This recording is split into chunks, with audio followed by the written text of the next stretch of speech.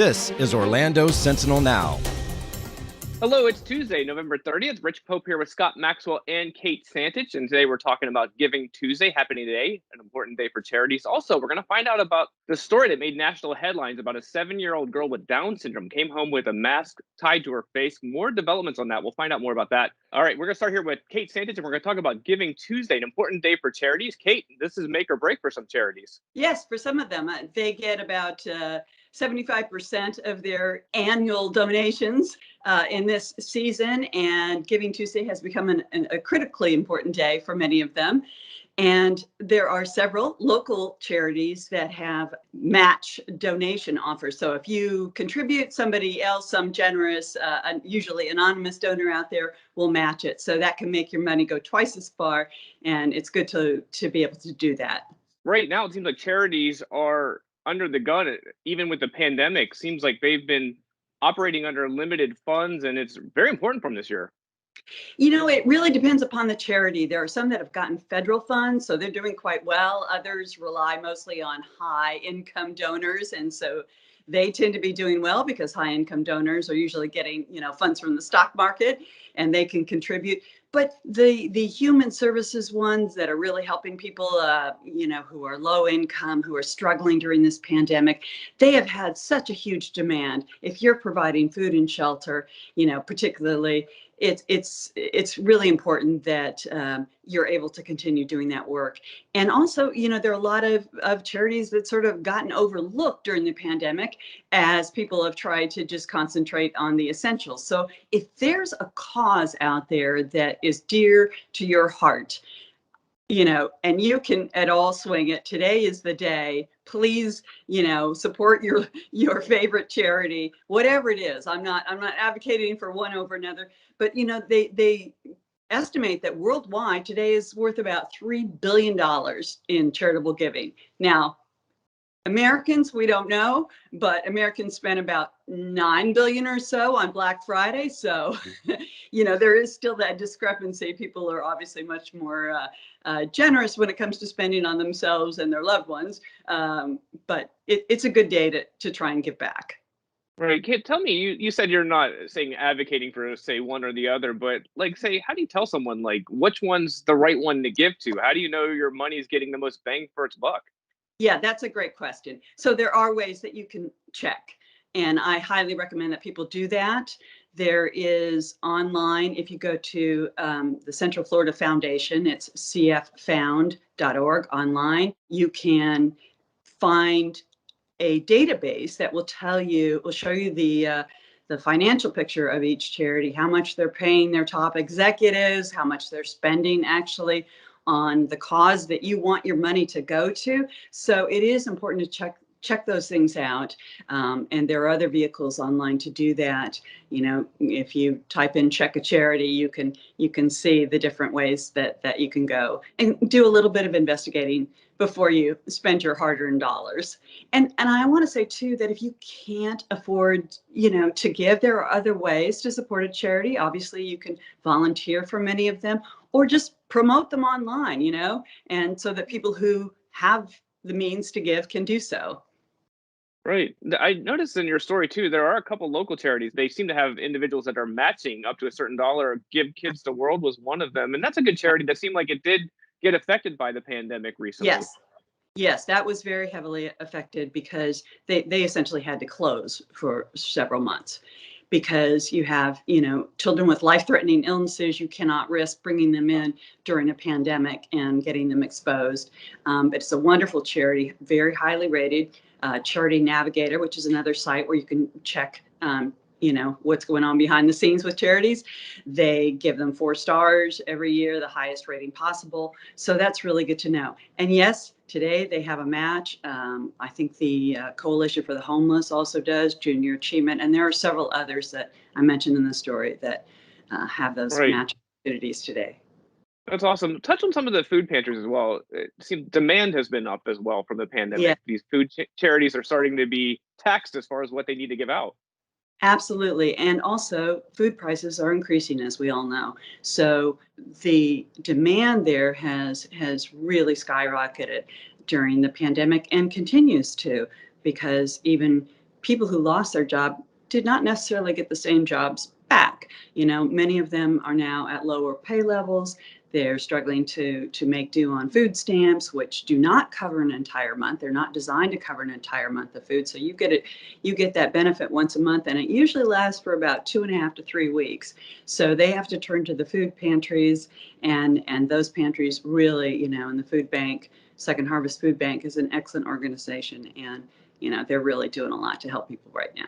All right, good stuff there. You can read on OrlandoSentinel.com some lists that Kate put on their local charities. And as she said, there's plenty of places where you can take a look to find out more about more individuals that need help. Appreciate that one, Kate. You can read about that one right now. We're going to move forward here to Scott Maxwell. And so, Scott, this one made national headlines. It's about a 7-year-old girl with Down syndrome came home with a mask tied to her face.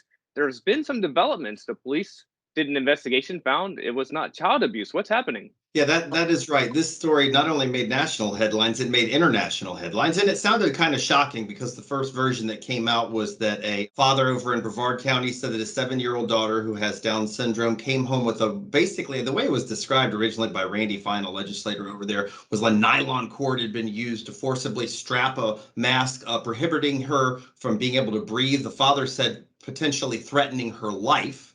On October the 7th, when my wife got her off the bus to bring her home, the bus left and she noticed this blue cord around my daughter's face with this very soiled mask that was completely soaked from Sophia's saliva, because this is what happens when a sensory effect is taking place, the fact that she is having breathing issues. And he shared pictures which media all over the planet ran with, from Fox News and the New York Post to the Daily Mail of London. That was back in October. And the father was very angry and he demanded an investigation. Well, he got one. The Indian Harbor Police Department spent weeks on this and produced a 39-page report. And what they found was that no child abuse happened. The mask was secured on her face using a bow, which was recommended by the Down Syndrome Resource Society as a good way to keep a mask attached. The reason she had it on was because while the school had a policy to allow parents to opt out, these parents had never filled out a request for their daughter to opt out. And probably the most damning thing was the photos were staged and fake. The father said his wife took the photos right when she got home from the school. The police looked at the photos, looked at the metadata, determined they were shot 2 days later, and finally the father admitted he had recreated, in his word, what he claimed to have seen. I think it's another one of those instances where I think I'm going to blanket. So many of us just automatically grab our pitchforks and torches and say, let's get them, as something like this should cause outrage. But I think sometimes it seems like just pump the brakes a minute. Yeah, I think if anybody did a little bit of due diligence on this, which I think a lot of media did not, they might have given it a second thought. Randy Fine is the legislator who said the school board members should go to hell and called this child abuse, for which they should be criminally prosecuted. When her father saw her get off the school bus, she was wearing a mask and it was tied around her head with nylon rope. The mask was full of saliva. The girl couldn't breathe. Anybody who'd spend about 5 minutes on Google would realize Randy Fine is not a serious man. This is a guy who, when he was upset about UCF spending some money in a way he didn't want, suggested the state of Florida shut down the University of Central Florida, the nation's second largest school. These are not serious people with serious ideas. But politicians screaming about it. Ron DeSantis invited the father to a press conference, and folks sort of just ran with it. And that was part of why Florida Today actually broke the story about the police report on Friday. By Sunday, I saw no follow-ups on the day from the New York Post, from Fox News, from the Daily Mail, and I contacted every one of those media organizations and I said, hey, the story you wrote, police say the father lied, staged photos, no child abuse. Have I missed your follow-up stories where you make this clear? After I sent them the note, 2 of those outlets did much shorter follow-ups, but not all of them. Well, obviously, as you mentioned, it seems like media taking a story and running with it, actually having to come back and say, hey, you know what, maybe we went a little too far. But as a columnist, what do you take away from this? What's your jumping off point?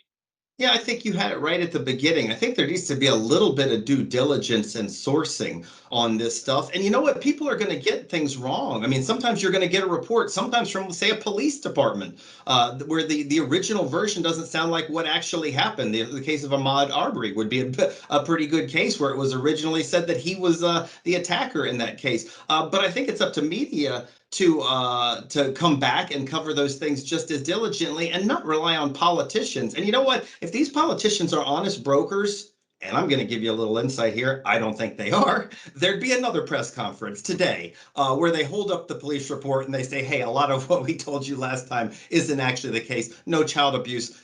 I guess we'll see about their integrity, whether those press conferences take place. I haven't received any notifications of them so far. Right, but as far as the case not being a instance of abuse, it seems like that's not over. There's crowdfunding pages. It seems like the snowball is continuing to go. Yes, the father said he wanted to raise money for legal to fight the school board, and says he still is. People flocked after it received this international attention. The dad went on Tucker Carlson, where he also said family shot the photos on those days, on that day, which the police says was not the case. He got over $100,000. It was $104,000 that were donated to him as of last count. So, I believe he's still raising. I checked this morning, and he said his goal is $200,000. All right, you can read about that on OrlandoSentinel.com shortly. Scott will have that done. Nice read there. But we're going to go ahead and call it quits for today. Appreciate you being with us. Also want to point out, become a subscriber. Go to OrlandoSentinel.com/subscribe and support our work. Always appreciate that. But for now, we're going to call it quits. Until next time, I'm Rich, Kate, and Scott. Everyone have a great day. We'll see you soon. Watch Orlando Sentinel Now live every weekday at noon on our Facebook page and on Orlando Sentinel.